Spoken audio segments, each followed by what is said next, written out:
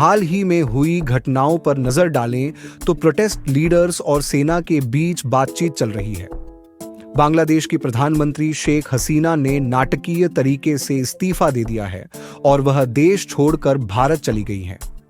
इस राजनीतिक संकट की शुरुआत कई हफ्तों तक चले हिंसक प्रदर्शनों से हुई, जिनमें सैकड़ों लोग मारे गए।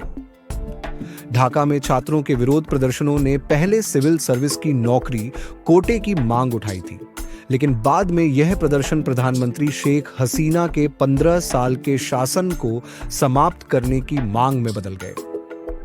सोमवार को ही कम से कम 109 लोग मारे गए।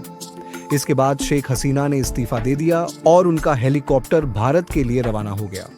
प्रदर्शनकारियों ने उनके आधिकारिक निवास पर कब्जा कर लिया और व्यापक लूटपाट की खबरें भी आईं।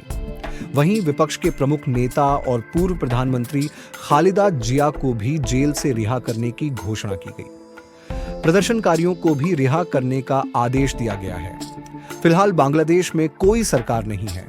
सेना ने अस्थायी रूप से सत्ता संभाली है और अंतरिम सरकार बनाने के लिए बातचीत चल रही है। छात्रों ने नोबेल पुरस्कार विजेता प्रोफेसर मोहम्मद यूनुस को अंतरिम सरकार का प्रमुख बनाने का प्रस्ताव दिया है।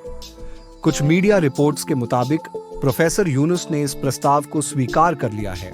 शेख हसीना के इस्तीफे के बाद देश भर में जश्न और हिंसा दोनों ही देखी गई। स्थिति बेहद अस्थिर है और कानून व्यवस्था बनाए रखना सबसे बड़ी चुनौती बन गई है।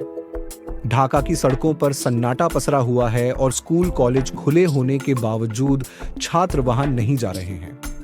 विभिन्न हिस्सों में हिंसा जारी है और शेख हसीना के समर्थकों के घरों और संपत्तियों पर हमले हो रहे हैं। भारत के लिए यह एक संवेदनशील स्थिति है, क्योंकि भारत और बांग्लादेश के बीच लंबे समय से सांस्कृतिक और आर्थिक संबंध हैं। शेख हसीना ने फिलहाल भारत में शरण ली है और खबरें हैं कि वह यहां से लंदन जा सकती है। भारत सरकार इस पूरे मामले पर वेट एंड वॉच की स्थिति में है, ताकि वह बांग्लादेश में बनने वाली नई सरकार के साथ अपने संबंध बिगाड़े बिना स्थिति को संभाल सके।